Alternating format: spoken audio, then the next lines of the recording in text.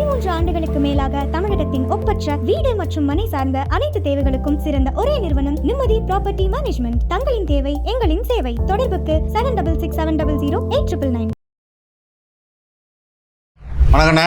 வணக்கம் சசி. இன்னைக்கு நேராக பாண்டிச்சேரி போகுது போல. ஆமாம், இல்லை இது வந்து எல்லாத்தையும் நம்ம பேச வேண்டியிருக்குது. ரொம்ப ரொம்ப முக்கியமான ஒரு செய்தி. இதில் என்னன்னா, நம்ம அரசியல் சுதந்திர போராட்ட காலத்தில் ஆங்கிலேயர்களுக்கு எதிராக நம்ம போராடணும்.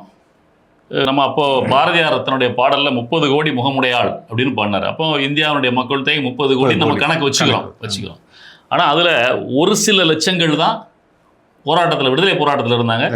மொத்தமாக கைது செய்யப்பட்ட நபர்களுடைய எண்ணிக்கை எடுத்திங்கன்னா நமக்கு தெரியும். இந்தியா முழுவதுமே கஷ்டப்பட்டு நம்ம ஐயா இப்போ சமீபத்தில் இறந்து போன ஐயா நல்லக்கண்ணையா உட்பட அவருடைய மீசைகள் எல்லாம் தீயால் சுடப்பட்டு பிடுங்கப்பட்டு தலைகளை கட்டி தொங்கப்பட்டு பல சித்திரவதைகள், இப்படி கஷ்டப்பட்டு கிடைத்த சுதந்திரம்.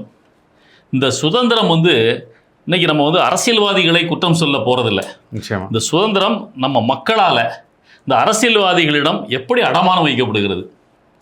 உண்மையிலே மனசுக்கு ரொம்ப கஷ்டமாக இருக்குது. சில செய்திகள் நம்ம வந்து ஆவணங்கள்லாம் எடுத்து பார்க்கும் பொழுது ரொம்ப கடினமாக இருக்குது.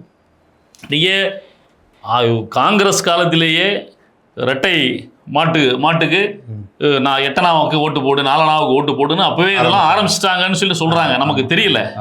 ஆனால் அது இன்னைக்கு பல்கி பெருகி எங்கே வந்து நிற்கிதுன்னு பார்த்தா, நீங்கள் வந்து அரசியல்வாதிகள் வந்து அரசியல்வாதிகளாகவே இருந்தார்கள். அதாவது சமூக செயல்பாட்டு வேலைகளில் மட்டுமே இருந்தாங்க. அப்படி வேலையில் இருந்தவங்க தேர்தல்னு வரும்பொழுது தனக்கு ஓட்டு வாங்கணும் அப்படின்ற சூழல் வரும்பொழுது யாரையாவது நாடி, பணம் வைத்திருக்கிற யாரையாவது நாடி அவங்கள்ட்ட பணத்தை பெற்று அதில் செலவு செஞ்சு தேர்தலில் நிற்க ஆரம்பித்தாங்க. காங்கிரஸ் ஆட்சி காலத்தில் பெரும் தனக்காரர்கள் தான் அரசியல்வாதிகளாக ஜமீன்தார்கள் இருந்தாங்க. அதுக்கு அடுத்து வந்து திராவிட இயக்கங்கள் ஒழித்து தான் திமுக உள்ளுக்கு வந்ததுக்கு அப்புறம் அதுல ஏழை எளிய மக்கள் எல்லாரும் இருந்தாங்க. நீங்க எல்லாரும் நாவலர் நெடுஞ்செழியன் 28 வயதுல திராவிட முன்னேற்ற கழகத்தினுடைய துணை பொதுச் செயலாளர் ஆயிட்டார் அப்படின்னு சொல்லி நம்ம படிக்கின்ற பொழுது அப்ப இப்படிலாம் படித்தவர். முக்கியமான திமுகவில் வந்து ஒரு சாதாரண ஒரு தொழில் செஞ்சு கொண்டு இருந்தவர், ஆசாரி வேலை செஞ்சுக்கிட்டு இருந்தவர், ஒரு இதுக்கு போறாரு. அப்போ வந்து அந்த தொகுதியை சார்ந்த ஒரு திமுக சேர்ந்தவர் இவரை வந்து ஒரு வேட்பாளராக அறிவிக்கப்படுறார். அன்னைக்கு திமுகல ஒரு யாருக்கு எப்ப வாய்ப்பு கிடைக்கும் அப்படின்றது தெரியாது. அந்த அளவுக்கு தொடக்க சாமானியர்கள் வந்து திராவிட இயக்கங்கள் வந்த அப்புறம் சாமானியர்கள் வந்திருக்காங்க. காங்கிரஸ் நீதி கட்சிலாம் வேற, அதெல்லாம் செல்வந்தர்கள் பெருந்தனக்காரர்கள் இருந்தாங்க. அதையாவது நம்ம வந்து யோசிக்கலாம். ஆனால் இந்த மாதிரி பாமரர்கள் சாமானியர்கள் வந்ததுக்கு அப்புறம் இது சாமானியர்களுக்கான அரசியலாக இந்த அரசியல் போகும் அப்படின்னு சொல்லி பார்த்தா, இந்த சாமானியர்கள் ஒரு அளவுக்கு வளர்ந்ததுக்கு அப்புறம் தங்களுடைய அரசியல் லாபத்துக்காக கொஞ்சம் கொஞ்சமா பணத்தை அரசியல்ல தேர்தலில் இன்வெஸ்ட் பண்ண ஆரம்பிக்கிறாங்க. அடுத்த வருடம் பெற்று பணத்தை பெரும் தனக்காரர்கள்ட்ட பெற்று பண்றாங்க. அதுக்கு பிரதி உபகாரமா என்ன பண்றாங்க, இவங்க எம்எல்ஏவாகவோ அமைச்சர்களாகவோ ஆகிட்டா அவங்களோட நட்பு பாராட்டி அவங்களுக்கு தேவையானதை செய்து கொடுப்பது, இப்படின்ற ஒரு காலகட்டத்தில் இருந்தது.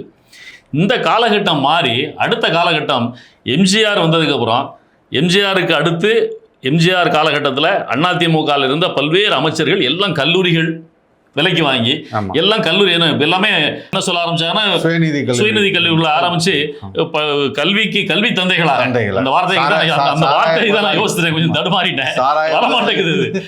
சாராய முதலாளிகளாக இருந்தவர்கள் கல்வி தந்தைகளாகவும் மாறி கல்லூரியில் ஆரம்பிக்கிறாங்க. அந்த கல்லூரின்ற வரும்போது அதுக்கு அரசு நிலங்களையே பயன்படுத்திக்கலான்ற ஒரு சட்ட விதிவிலக்குகளை பயன்படுத்தி பல ஆயிரம் ஏக்கர்களை கையில் படுத்தி எல்லாரும் பெரும் பணக்காரர்கள் ஆகிட்டாங்க. பணக்காரர்கள் ஆனதுக்கப்புறம் அந்த தேர்தலுக்கு என்ன பண்ணுறாங்க, அந்த பணத்தையே அவங்க செலவு பண்ண ஆரம்பிக்கிறாங்க, திரும்ப அந்த பணத்தை எடுக்க ஆரம்பிக்கிறாங்க. இப்படி போயிட்டு இருக்குது. இதோட நிற்குமா அப்படின்னு பார்த்தா இன்னைக்கு அடுத்த கட்டத்தை நோக்கி நம்முடைய அரசியல் தரம் தாழ்ந்து போயிட்டு இருக்கு. அப்படின்றது தான் நம்ம இன்னைக்கு வந்து நம்முடைய பார்வையாளர்கள் சொல்லணும் அப்படின்றதுக்காக தான் சில ஆவணங்களோட நம்ம இதை பற்றி பேசுகிறோம். ஒன்றும் கிடையாது. ஒரு குடும்பம், இது எல்லாருக்கும் தெரியும். லாட்ரி மார்டின் அப்படின்னு சொன்னால் அவரை பற்றி தெரியாதவங்க யாரும் இருக்கிறதுக்கு வாய்ப்பு இல்லை. தமிழகத்தை சேர்ந்த லாட்ரி மார்டின் இந்தியாவின் மிகப்பெரிய லாட்ரி அதிபராக, லாட்ரினா எப்படி நடக்கும்ன்றது நம்ம எல்லாருக்கும் தெரியும். நீங்கள் வந்து தவறுகள் மட்டுமே நிறைந்த ஒரு தொழில் அது. ஆமாம், வடகிழக்கு மாநிலங்களில் அந்த சிக்கிம், தமிழ்நாட்டிலே ஒரு காலத்துல மணிப்பூர், இருந்தது. நாகாலாந்து. ஆமா, தமிழ்நாட்டிலே ஒரு காலத்துல இருந்தது. அப்புறம் அது ஒழிக்கப்பட்டது. ஜெயலலிதா லாட்டரி ஒழிக்கப்பட்டது. அது சொல்லுவாங்க, கருணாநிதி ஜெயபிரகாஷ் நாராயணனுடைய பேச்சை கேட்டு அதை செய்தார் அப்படின்லாம் சொல்லுவாங்க. அது ஏதோ ஒன்று நல்லது நடந்தது நல்லது நம்ம சொல்ல போறோம், இல்லைன்னு இல்லை. ஆனா அந்த வடகிழக்கு மாநிலங்கள்ல லாட்டரின்றது இவங்களுடைய ஆதிக்கத்துக்கு உட்பட்டு இருந்தது. அதுல பல ஆயிரம் கோடிகளை சம்பாதித்தவர்கள் இன்னைக்கு அந்த சம்பாத்திய பணத்தை வச்சுக்கிட்டு தமிழ்நாட்டை விலைக்கு வாங்கலாம் அப்படின்ற மனநிலைக்கு வந்து இங்கே வந்து அரசியல் செஞ்சுட்டு இருக்கிறாங்க. இதை நம்ம வியூவர்ஸ்க்கு எக்ஸ்போஸ் பண்ண வேண்டிய தேவை, பார்வையாளர்களுக்கு. நம்ம தமிழ்நாட்டை ஒட்டியுள்ள பாண்டிச்சேரியை முதல்ல விலைக்கு வாங்கிட்டு அப்புறம் தமிழ்நாட்டுக்கு வர போறாங்க. நீங்க பாருங்க, லாட்ரி மார்டின் அப்படி அவருடைய மகன் ஜோஸ் சார்லஸ் மார்டின் இன்னைக்கு பாண்டிச்சேரியில ஒரு அரசியல் கட்சி ஆரம்பிக்கிறார். டிசம்பர் 14, 2025 ஆரம்பிக்கிறார். கிட்டத்தட்ட 3-4 மாதம் முன்னாடி தான் ஆரம்பிக்கிறார். ஆரம்பிச்சுட்டு இன்னைக்கு அங்க பிஜேபி அதிமுக கூட்டணியில 2 இடங்களை வாங்கி யோசித்து பாருங்க. நம்ம முன்னாள் முதல்வர் எம்ஜிஆர் அவர்கள் அதிமுகவை ஆரம்பித்து முதலில் ஆட்சியை பிடித்த மாநிலம் வந்து பாண்டிச்சேரி, புதுச்சேரிங்கிற பாண்டிச்சேரியில. இன்னைக்கு அதிமுக பிஜேபி கூட்டணியில அதிமுக ஒதுக்கப்பட்டிருக்கிற இடங்கள் 2. ஆனா இது எத்தனை ஆண்டு கால கட்சி, என்ன பாரம்பரியம், திராவிட பாரம்பரியம்னு இவங்க சொல்ற பாரம்பரியத்துல தான் அதிமுக வந்து எம்ஜிஆர் மிகப்பெரிய நடிகர், தமிழ்நாடு இந்தியாவே வியந்து பார்த்த நடிகர், பாரத ரத்னா விருது வழங்கப்பட்ட அளவுக்கு உள்ள பெரிய மனிதர். அவர் ஆரம்பித்த ஒரு கட்சி அது இன்னைக்கு அந்த முதல்ல ஆட்சியை பிடித்தது. ஆனா இன்னைக்கு 2 சீட்ல அங்க நிக்குது. 28 சீட்ல 2 சீட்ல நிக்குது. மொத்தம் 30, 2 சீட்ல நிக்குது. நீங்க ஏனாம்லாம் 28 இங்க உள்ளது மட்டும் வச்சுக்கோங்க, தமிழ் பேசுற பகுதிகளில் நிக்குது. ஆனா நீங்க பாருங்க, பணத்தை மட்டுமே முதலீடாக வைத்து இன்னைக்கு அங்க வந்து ஜோஸ் சார்லஸ் மார்டின் அவர் வந்து ஒரு கட்சி ஒன்று ஆரம்பிக்கிறார். அந்த கட்சியினுடைய பெயர் வந்து எல்ஜேகே, லட்சிய ஜனநாயக கட்சி அப்படின்னு ஒரு கட்சி. யாருனாலும் என்ன பேர்னாலும் வச்சுக்கலாம். ஒரு கட்சியை ஆரம்பிச்சு பணத்தை மட்டுமே முதலீடாக வைத்து இந்த வேலையை செஞ்சு அங்கே இன்னைக்கு அவருக்கு கூட்டணியில் 2 சீட்டு. இந்த சீட்டை கொடுக்க மாட்டேன்னு சொல்லி அதனுடைய முதல்வர் என்ஆர் காங்கிரஸினுடைய தலைவர் ரங்கசாமி மறுக்கிறார். ஆனால் பிஜேபி அழுத்தம் கொடுத்து வர வழி இல்லாமல் 2 சீட் கொடுத்து முடிச்சு வைக்கிறாங்க. இது ஒரு பக்கம். இதுக்கு அடுத்த பக்கம் பார்த்தீங்கன்னா அந்த லட்சிய ஜனநாயக கட்சி அப்படின்ற அந்த கட்சியை ஆரம்பித்த அந்த சார்லஸ் மார்டினுடைய தாயார் லாட்ரி மார்டினுடைய அம்மா, அவங்க இவ்வளோ நாளும் ஒரு கட்சியில் இருந்தாங்க, ஒரு பொழுதுபோக்குக்காக. எந்த கட்சின்னு சொன்னா SRM நிறுவனர் நம்ம பச்சைமுத்து அவர்கள், பாரிவேந்தர் அவர்கள் நடத்தி கொண்டிருக்கின்ற இந்திய ஜனநாயக கட்சி. இவங்க எல்லாமே ஜனநாயகத்துல தான் இருப்பாங்க. லட்சிய ஜனநாயகம், அது இந்திய ஜனநாயகம். இந்திய ஜனநாயக கட்சியில மகளிர் அணியினுடைய தலைவராக அங்க இருந்ததாட்டு சொல்லப்பட்டது. கூட இருந்தாங்க. அவ்வளோ சமூக ரீதியாக அவங்களோட நெருக்கமா இருந்தாங்க.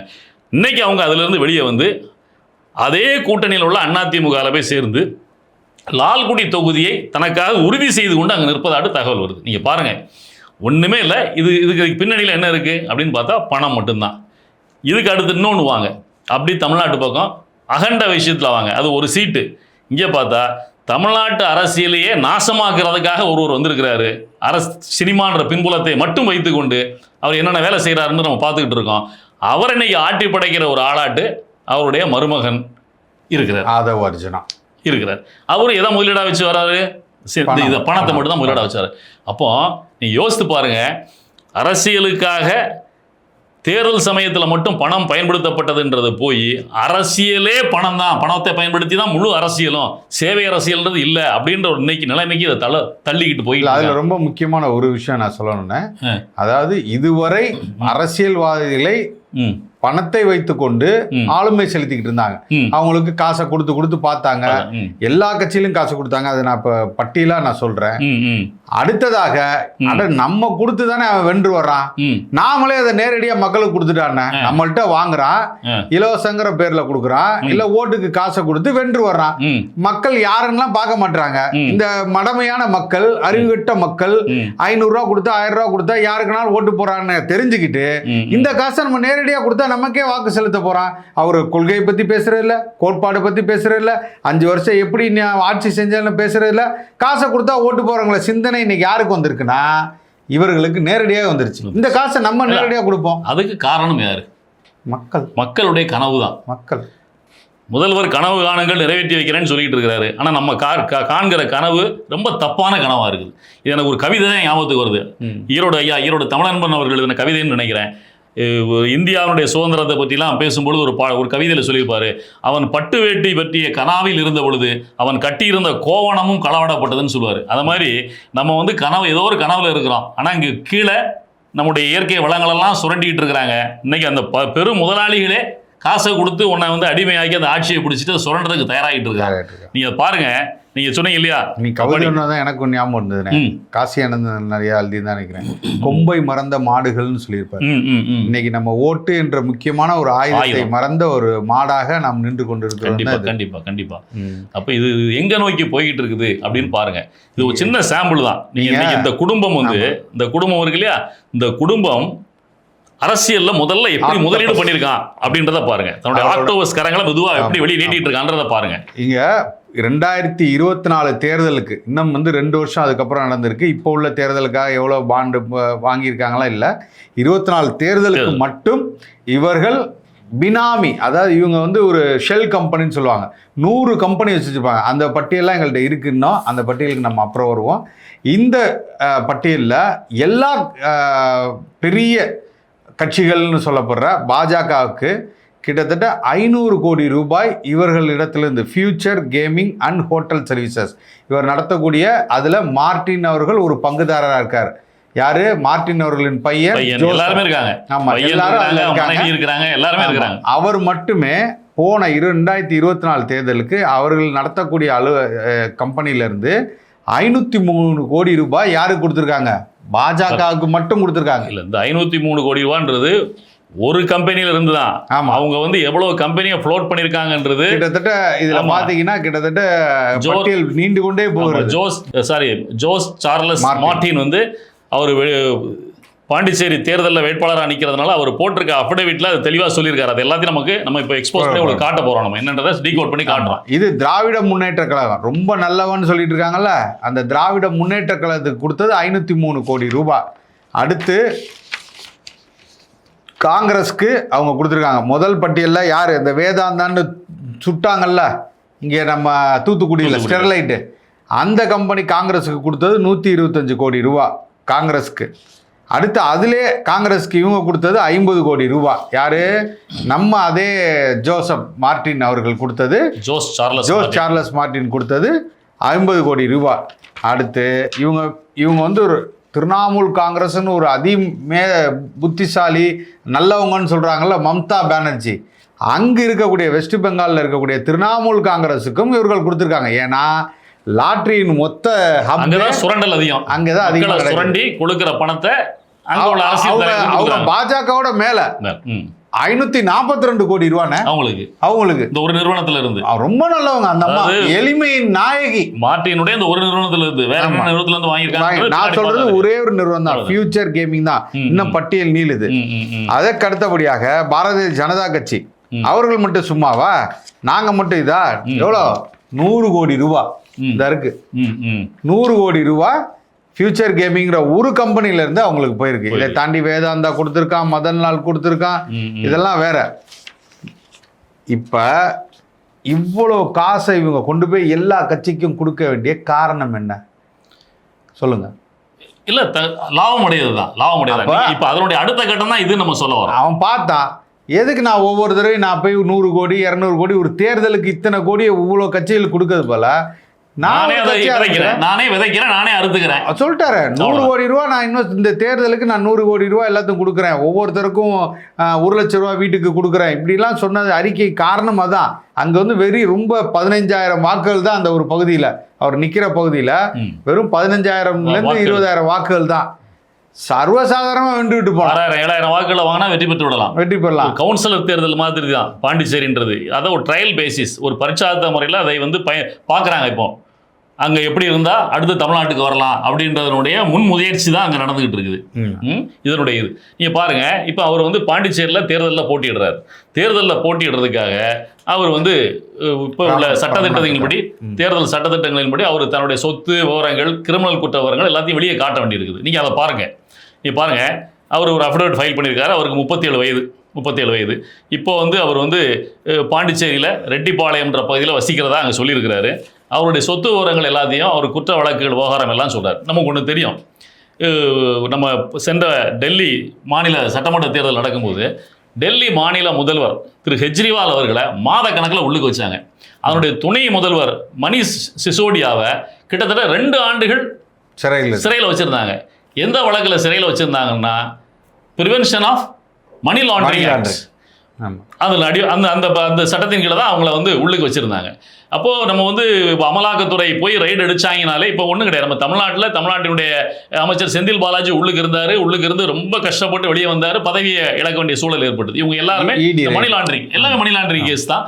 அதை போடுறது இடி, அமலாக்கத்துறை வழக்கு பதிவு செய்கிறாங்க.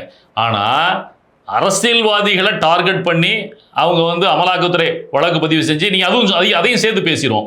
இதே அமலாக்கத்துறை வழக்கு பதிவு செய்து உள்ளே இருந்து வெளியே வந்தாங்க டெல்லியினுடைய முதல்வர். ஆனால் இப்போ வந்து டெல்லி நீதிமன்றம் அந்த வழக்கில் தவறு நடந்திருக்குது, அவங்க மேலே சரியான முகாந்திரமே இல்லை அப்படின்னு சொல்கிறாங்க. இன்னொரு விஷயத்தையும் நம்ம தெரிஞ்சுக்க வேண்டியிருக்கு. அமலாக்கத்துறை எப்போ வழக்கு பதிவு செய்ய முடியும்னு சொன்னால், ஒரு கிரிமினல் வழக்கு பதிவு செய்யப்பட்டு அந்த கிரிமினல் வழக்கு மூல வழக்காக இருந்து அந்த கிரிமினல் வழக்கு பதிவு செய்யப்பட்ட பின்னர் தான் அதை அடிப்படையாக கொண்டு தான் அமலாக்கத்துறை இன்னொரு வழக்கு பதிவு செய்ய முடியும். இப்போ நான் ஒரு தவறு பண்ணிடுறேன், என் மேலே இங்கே உள்ள காவல்துறை வந்து நான் வந்து இந்த மாதிரி சீட் பண்ணிட்டேன், இவ்வளோ பணத்தை கையாடல் பண்ணிட்டேன் அப்படின்னு எனக்கு ஒரு காவல்துறை என் மேலே ஒரு வழக்கு பதிவு பண்ணாங்கன்னா அந்த எஃப்ஐஆர் காப்பியை எடுத்துகிட்டு போய் தான் என்ஃபோர்ஸ்மெண்ட் டைரக்டரேட் என்று சொல்லப்படுகிற அமலாக்கத்துறை வழக்கு பதிவு செய்ய முடியும். அடிப்படை வழக்கு இல்லாமல் அவங்க இன்னொரு வழக்கு பதிவு செய்ய முடியாது. ஆனால் அதை மாதிரி கெஜ்ரிவால் மேலே வழக்கு பதிவு செஞ்ச சிபிஐனுடைய வழக்கையே டெல்லி நீதிமன்றம் தள்ளுபடி செஞ்சிச்சு. சரியான முகாந்திரம் இல்லை, எந்த ஆவணங்களும் இல்லாமல் வழக்கு தாக்கல் பண்ணியிருக்கிறீங்கன்னு. அப்படிப்பட்ட வழக்கிலேயே அமலாக்கத்துறை அவரை கைது செஞ்சு உள்ளுக்கு பல மாதங்கள் உள்ள வைத்திருந்தது. மணிஷ் சிசோடியாவை வருடக்கணக்கில் உள்ளுக்கு வச்சிருந்தாங்க. ஆனால் பாருங்க, நம்ம வேட்பாளராக லட்சிய ஜனநாயக கட்சியின் வேட்பாளராக பாண்டிச்சேரியில் போட்டியிடுகின்ற ஜோஸ் சார்லஸ் மார்டின் அவர் மேலே என்னென்ன வழக்கு இருக்குன்னு சொல்லியிருக்கிறாரு. இது நம்ம புதுசாக சொல்லலை. அவருடைய அஃபிடவிட்டில் ஸ்வான் பண்ணி நோட்டரிட்ட முன்னாடி ஸ்வான் பண்ணி நோட்டரி கையெழுத்தோட தாக்கல் பண்ணியிருக்க ஆவணத்தின் அடிப்படையில் நம்ம இதை சொல்றோம்.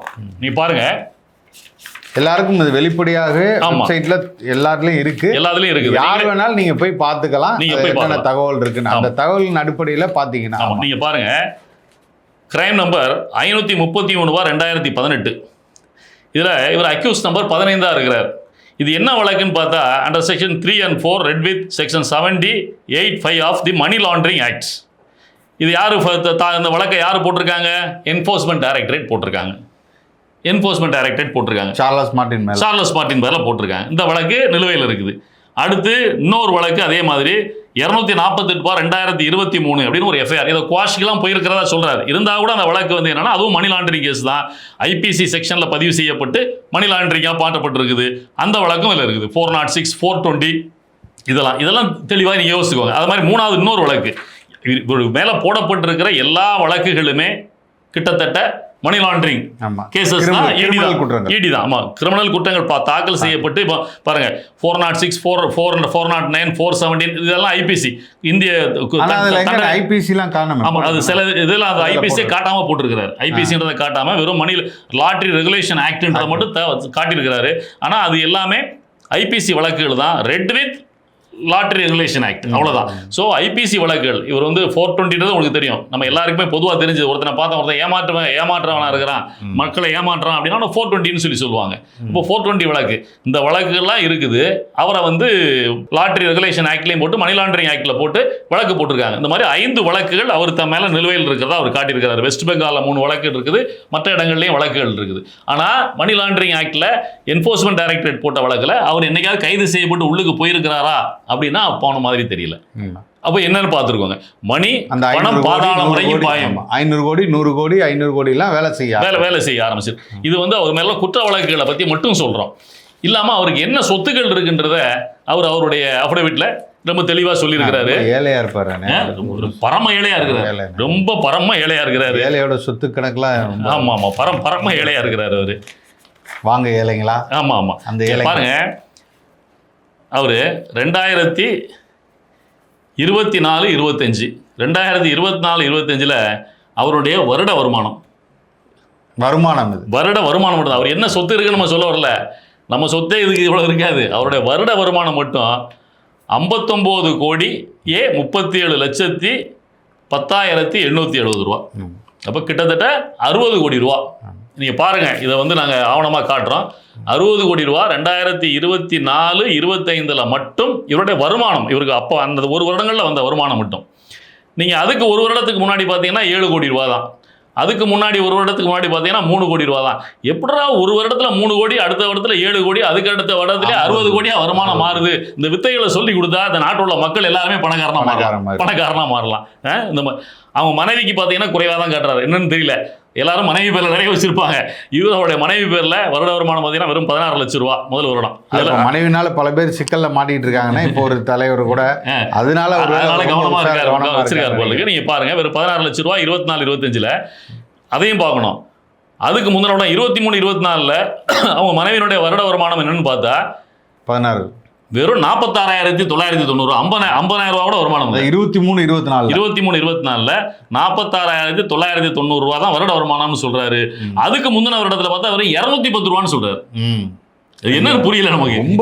ரொம்ப ஏழையா இருந்திருக்காங்க அவங்க மனைவி. 210 ரூபா தான் வருட வருமானம் அப்படின்னு சொல்லி ஒரு கணக்கு காட்டுறாரு. அதுக்கு அடுத்து அப்படி பார்த்தீங்கன்னா சொத்துக்கள் சம்பந்தமா பாருங்க, கையில வந்து எவ்வளவு பணம் வச்சிருக்காரு சார்லஸ்.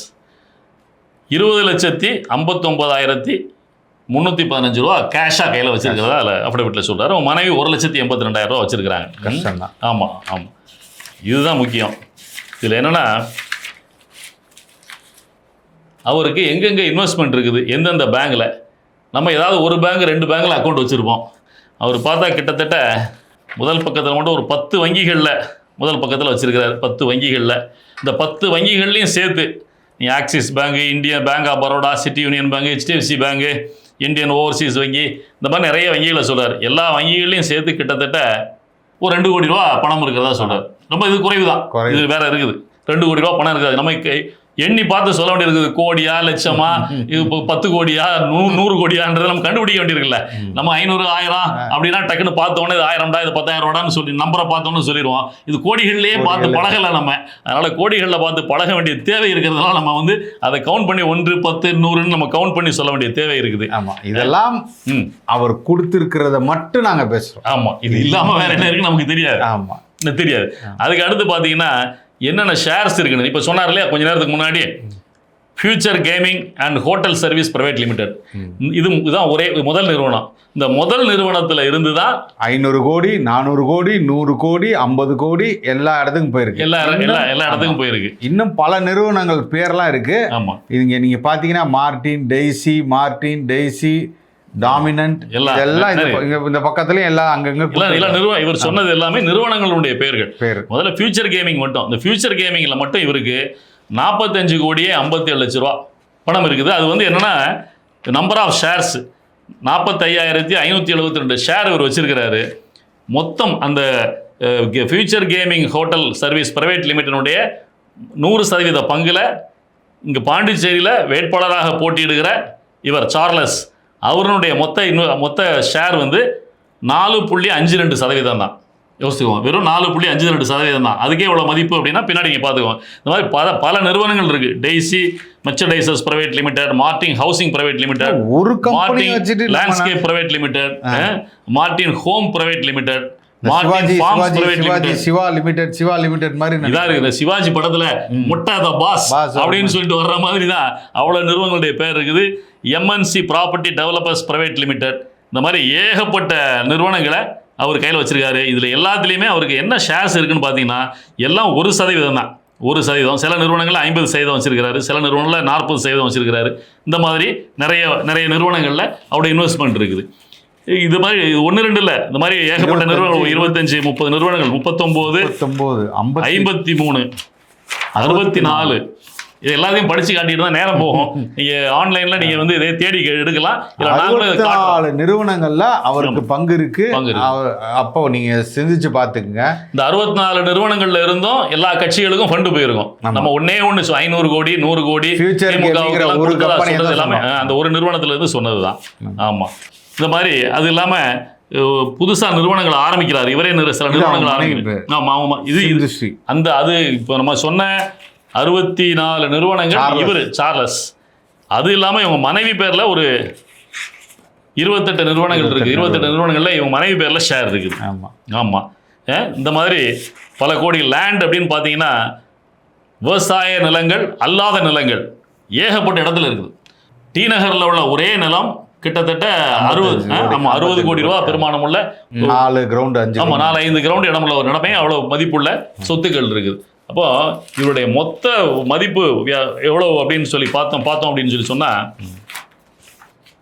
இது மகன் சார்லஸ் அவரோட அவரோட இன்னும் மருமகன் ஒருத்தர் இருக்காரு. அவர் இப்ப போடுவார்லண்ணே. மருமகன் வந்து நம்ம தமிழ்நாட்டுல போட போறாரு. எங்க போடுவாரு? வில்லிவாக்கத்துல போடுவாரு. அப்ப அதையும் எடுத்து நம்ம மக்களுக்கு நம்ம வந்து 269 கோடியே 14,32,100 அசையா சொத்து. ஆமா, current value, market value of the land மட்டும்.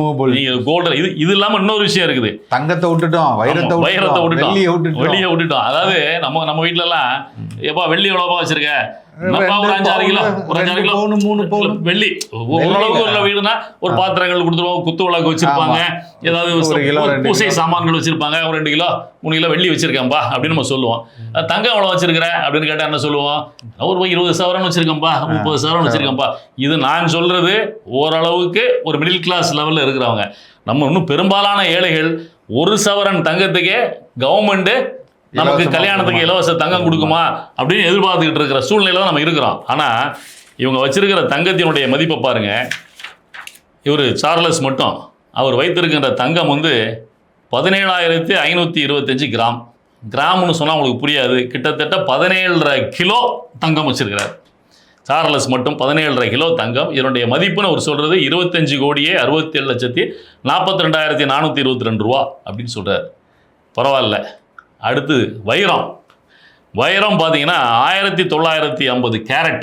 அதனுடைய வேல்யூ வந்து மதிப்பு 44 கோடியே 87,30,669 ரூபா. Silver 134 kilo. ரைட், விடுங்க, அதாவது ஒன்றும் இல்லை. எல்லாத்த விட மனிதன் வாட்ச் எவ்வளோக்கு வச்சிருக்க முடியுங்க? வாட்ச் ஒரு 50 லட்சம் வச்சுக்கிறேன் இல்லையா? 38 கோடியே 53 லட்சம் ரூபாய்க்கு வாட்ச் வச்சிருக்கிறார். யோசித்து பாருங்க மக்களே, பணத்தை எப்படி செலவு பண்றதுன்னு தெரியாம சபரீசன் கொடுத்துருப்பாரு கிஃப்ட். என்ன பணத்தை எப்படி செலவு பண்றதுன்னு தெரியாம அவன் வச்சிருக்கிற வாட்சினுடைய மதிப்பு 38 கோடி. சாதாரண விஷயம். 38 கோடியே 53,442,190 ரூபா மதிப்புள்ள வாட்ச் வச்சிருக்கிறார். எனக்கு என்னன்னா, எனக்கு ஒண்ணு தானே, சரி ஓகே, நம்ம இவ்வளோலாம் சொல்றோம். ஆனா நமக்கு ஏதோ புகைச்சல்ல சொல்ற மாதிரி எல்லாம் நினைக்கிறாங்கல்ல. நம்ம வந்து என்ன நினைக்கிறாங்க, என்னப்பா இவ மனுஷன் சம்பாரிச்சு செய்கிறான், அதையே நம்ம இவ்வளோ தூரம் பேசணும் எல்லாம் நினைக்கிறான்ல. உழைச்சி சம்பாரிச்ச காசு தானே. நீங்கள் அதை உள்ளுக்கு பார்த்தீங்கன்னா அதையும் அஃபிடவிட்டில் சொல்கிறாரு. இவருக்கு ஏதாவது ஆன்செஸ்ட்ரல் ப்ராப்பர்ட்டிஸ் இருக்கான்னு கேட்டால் நில். அது எல்லாமே நில். எல்லாம் இவர் சுயமாக சம்பாதித்து தான் சொல்கிறார். நீங்கள் யோசித்து பாருங்கள், ஒரு மனிதன், அதுவும் இவங்க அப்பா, இவருடைய வயது 37 வயது. ஒரு மனிதன் தன்னுடைய 37 ஆண்டு காலத்துக்குள்ள 500 கோடி 1000 கோடி சம்பாதிச்ச முடியுமா? எத்தனை வயதில் சம்பாதிக்க ஆரம்பிச்சிருப்பாரு? ஆன்செஸ்ட்ரல் ப்ராப்பர்ட்டி இல்லை, ஆன்செஸ்ட்ரல் ப்ராப்பர்ட்டிஸ் காட்டலை, இது காட்டலை அவர். அப்போ இவ்வளவு கோடி ரூபாய் சொத்துக்கள் இவங்களுக்கு எப்படி வந்தது? நேர்மையான வழியில வந்திருக்குமா? அதுதான் இங்க 5 வழக்குகள் இருக்குது. அது மணி லாண்டரிங் வழக்கே இருக்குது. அப்போ என்ன சட்டம்? ஒரு சோஷியல் ஒர்க் பண்ற அரசியல்வாதி அதுக்காக நம்ம தவறு செஞ்சிருப்பார், தவறு செய்யலாம், அடுத்த விஷயம் செஞ்சிருக்கலாம். எளிதா அவர்கள் ஒரு போட்டியாளர்களா இருக்கும் பொழுது, ஆளுகின்ற ஒரு அமைப்புக்கு அவர்கள் போட்டியாளர்களாக இருக்கும்போது இந்த மணி லாண்டரிங் வழக்குகளை வைத்து அவர்களை ஈடியை வைத்து எளிதாக வருடக்கணக்கில் உள்ளுக்கு தூக்கி போடுகின்ற இந்த ஆளுந்தரப்புகள் முதலாளிகளாக இருந்து கொள்ளையடிக்கிறவர்களை என்ன செய்கிறாங்க? ஒன்றும் செய்கிறது இல்லை. இன்னைக்கு அந்த முதலாளிகளே நேரடியாக உள்ளுக்கு புகுந்து இல்லை நானே அபகரிச்சுக்கிறேன் அவைக்கு வர்றாங்க. நான் என்ன தப்பு பண்ணாலும் சரி, நான் எவ்வளோ கொள்ளடிச்சாலும் சரி, எவ்வளோ ஊழல் செஞ்சாலும் சரி, லஞ்சம் வாங்கினாலும் சரி, இல்லை கொலைகள் செஞ்சாலும் சரி, கொள்ளையடிச்சாலும் சரி, எதை பற்றி மக்கள் கவலைப்பட மாட்டாங்க. நான் இந்த காசை கொண்டு வந்து அவரிடம் கொட்டி விட்டால், தேர்தல் சமயத்தில் கொடுத்துட்டா மக்கள் தன்னெழுச்சியாக வந்து வாக்கு போட்டு நம்மளை வெளில வச்சிருவாங்கங்கிற ஒரு மனநிலைக்கு ரொம்ப ஆபத்தானது. இது வந்து எப்படி ஜீரணிக்கிறேன்னு தெரியல. நீங்கள் பாருங்கள், ஏசி கொடுக்குறாங்கிறான், ஃப்ரிட்ஜு கொடுக்குறாங்கிறான், டிவி கொடுக்குறாங்கிறான், 1 லட்ச ரூபா கொடுக்குறாங்கிறான், 2 லட்ச ரூபா கொடுக்குறாங்கிறான், சும்மா வீட்டில் இருக்கு. கருணாநிதி டிவி கொடுத்தாரு. இன்னைக்கு அந்த டிவி யார் வீட்லையாவது இருக்கான்னா யார் வீட்லையும் இல்லை. 20 வருடங்களுக்கு முன்னாடி 2006 to 2011 காலகட்டத்தில் எல்லாருக்கும் டிவி கொடுத்தாரு. இன்னைக்கு 15 சன் வருடங்களுக்கு டிவி உள்ள வந்துருச்சு, அது வந்துருச்சு, கொடுத்தார், டிவி கொடுத்தாரு. இன்னைக்கு யார் வீட்டுல டிவி இருக்கா? ஆனா எல்லார் வீட்லயுமே டிவி சொந்தமா வாங்கி வைக்கலாம். இலவச டிவி யார் வீட்லயும் இல்ல, சொந்தமா வாங்கி வைக்கலாம். அப்போ அவனை வந்து அதுக்கு அடிமையாக்கி வாங்குற சூழ்நிலை, தேவையில்லாத ஒரு பொருளை அவன் சாப்பாட்டுக்கு வழி இருக்கோ இல்லையோ வீட்டில் டிவி இருக்கணும் அப்படின்ற சூழ்நிலையில கொண்டு வந்து விட்டாங்க. இன்னைக்கு பாருங்க ஃப்ரிட்ஜ் கொடுக்குறேன்னு சொல்றாரு. நீங்க டிவியை போடும் பொழுதுதான் மின்சாரம் செலவாகும். ஃப்ரிட்ஜை பொறுத்த அளவுல 24 மணி நேரமும் ஓடிட்டு இருக்கணும். ஃப்ரிட்ஜ் கொடுக்குறேடா, ஃப்ரிட்ஜுக்குள்ள என்னடா வச்சு கொடுப்பேன்? சோறு இல்லையே ஒருத்தனுக்கும், சோத்துக்கே ₹1 அரிசி கொடுத்தா வாங்க முடியல, அவன் இலவச அரிசியை நம்பி நின்றுட்டு இருக்கான் அவன் ரேஷன் கடையில. அவனுக்கு நீ ஃப்ரிட்ஜை கொடுத்தா பொங்கி ஃப்ரிட்ஜுக்குள்ள வைப்பானா? பொங்குறக்கே அரிசி இல்ல. கஞ்சா கருப்பு தான் நினைவு கூர்றாரு. அதிமுகவுக்காக ஓட்டு வேட்டையாடிட்டு இருக்கிற ஒரு நடிகர் அப்படின்ற கஞ்சா கருப்பு. அவரு நம்ம எடப்பாடி அவர்கள் ஆண்களுக்கும் பேருந்துல இலவசம், பெண்கள் மாதிரி அப்படின்னு அறிவிச்ச உடனே ஒரு பத்திரிகையாளர்களை சந்திச்சு பேசும்போது சொன்னாரு, ஆண்கள் வந்து டாஸ்மாக் போயிட்டு வரதுக்கு கஷ்டப்படுறாங்க, இருசக்கர வாகனத்தில் போயிட்டு வரும்போது போலீஸ் மடக்கி பிடிச்சிடுறாங்க, இன்னும் எங்களுக்கு அந்த கவலை இல்லை, நாங்கள் பேருந்தில் இலவசமாக ஏறி போய் டாஸ்மாகில் போய் சாப்பிட்டுட்டு இலவசமாக பஸ்ஸில் வந்துடுவோம் அப்படின்னு. அந்த மாதிரி இப்போ அதே கஞ்சா ஏன் ஃப்ரிட்ஜுனா, டாஸ்மாக் கடையில் பீரெல்லாம் கூலிங்காக கிடைக்க மாட்டேங்குது, எங்கள் ஐயா ஃப்ரிட்ஜு கொடுக்குறாரு, பீரெல்லாம் வாங்கிட்டு வந்து உள்ளுக்கு வச்சு கூலிங்காக நாங்கள் சாப்பிடுவோம், அதுக்காக கொடுக்குறாருன்னு சொன்னாலும் சொல்லுவாங்க போல் இருக்கு. இது எங்கே போய் முடிய போகுது, எங்கே இருக்க போகுதுன்னு ஒன்றுமே புரியலை. மக்கள் தயவுசெய்து சிந்திச்சு பாருங்க. உங்களுக்காக தான் இதை போல தொடர்ச்சியாக ஒவ்வொருத்தருடைய சொத்து விவரங்களை பற்றியும் அவர்களுக்கு பின்னால் இருக்கக்கூடிய அவர்களின் வழக்குகள் பற்றியும் தொடர்ச்சியாக இந்த தேர்தல் நேரத்தில் நாங்கள் எடுத்துக்கொண்டு வந்து உங்கள்கிட்ட பேசுவோம். அதுக்கப்புறம் மக்களை நீங்கள் முடிவு பண்ணுங்கள். உங்கள் கூட தொடர்ச்சியாக உங்கள் போராட்டங்கள், உங்கள் பிரச்சனைகளை தொடர்ச்சியாக நிற்கிறவனுக்கு உங்கள் வாக்கா, இல்லை வெறும் பணத்தை வைத்துக்கொண்டு உங்களிடம் வெற்று வாக்குறுதிகளை கொடுத்துவிட்டு இவர்கள் ஏமாத்தி விட்டு உங்களிடம் வாக்கை பறிப்பவர்களுக்கு உங்கள் வாக்கான்னு சிந்திச்சு வாக்களிங்க. ரொம்ப யோசித்து பாருங்க. அன்னைக்கு கோடிக்கணக்கில் பணம் செலவு பண்ற அரசியல் கட்சி வேட்பாளர்களுக்கு மத்தியில் கையில் உள்ள காசை ஒரு 100 பேர் சேர்ந்து ஆளுக்கு ₹100 200 போட்டு சில அரசியல் கட்சிகள் தேர்தல் பணி செஞ்சுக்கிட்டு இருக்கிறாங்க. நீங்கள் அவங்களெல்லாம் தேடி கண்டுபிடிச்சு பாருங்க. நாம் தமிழர் கட்சின்னு ஒரு கட்சி இருக்குது. எப்படி அவங்க வேட்பாளர்கள்லாம் எப்படி இருக்காங்க, எப்படிப்பட்ட வேட்பாளர்களாக இருக்கிறாங்கன்னு பாருங்கள். அவங்க எப்படி தேர்தலில் செலவு செய்கிறாங்க, எப்படி பண்ணுறாங்கன்றதை நீங்கள் பாருங்கள். இப்படிப்பட்ட வேட்பாளர்களும் களத்தில் இருக்காங்க. அப்போ பணமே செலவு பண்ணாமல் தேர்தலில் நிற்கிற வேட்பாளர்கள் ஒருவேளை உங்களால் தேர்ந்தெடுக்கப்பட்டால் அவங்களுக்கு எந்த செலவும் இல்லை, எந்த செலவும் பண்ணாமல் அவங்க வந்திருக்கும் பொழுது அந்த போட்ட பணத்தை எடுக்கணுன்ற இது வரப்போகிறது இல்லை. ஒரு எம்எல்ஏவானா அவனுக்கு ஒரு 1 லட்சம் 1.5 லட்சம் சம்பளம் கொடுக்குறான், எல்லா அலவன்ஸும் கொடுத்துட்றான். அப்போ மக்கள் சேவை செய்கிறதா வேலைன்னு சொல்லி செய்வாங்க, அந்த பணமே போதுமானது அப்படின்னு சொல்லிட்டு. ஆனால் இந்த மாதிரி கோடிக்கணக்கில் பல 100 கோடிகளை இன்வெஸ்ட் பண்ணி அரசியல் செய்கிற ஒருவனுக்கு நீங்கள் வாக்களிச்சிங்கன்னா அவன் என்ன பண்ணுவான்? இன்வெஸ்ட் பண்ணிட்டு பின்னாடி என்ன செய்வான்ற தயவுசெய்து யோசிங்க. அதனால் இது மாதிரி பணத்தை மட்டுமே முதலீடாக நம்பி நான் தேர்தலுக்கு வருவேன், அரசியலுக்கு வருவேன் அப்படின்னு சொல்லி ஒருத்தன் வர்றான் அப்படின்னா அவன்கிட்ட மக்கள் நலன் அப்படின்றது என்ன இருக்கும் அப்படின்றத தயவுசெய்து யோசித்து வாக்களியுங்கள். இதுபோல் உள்ள நபர்களை நிச்சயமாக தோலுரித்து காட்டிக்கொண்டே இருப்போம். நன்றி, வணக்கம்.